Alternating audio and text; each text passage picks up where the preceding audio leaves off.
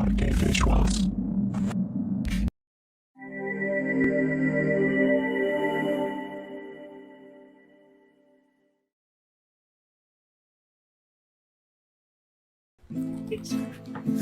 Ay!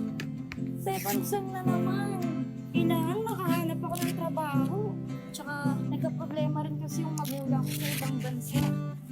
Arch, mahal mo ako, di ba? Of course, sinong klaseng tanong yan?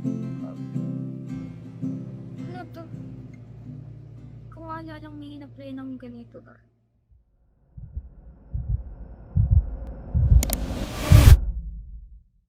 Sophia, teka ka! Sophia! They're taunting me, Raph! Sinong sila? Si Cookie? Binibigyan ako ng oras para gawin yung utos niya. Kapag hindi ako sumunod, ipapublish niya yung files.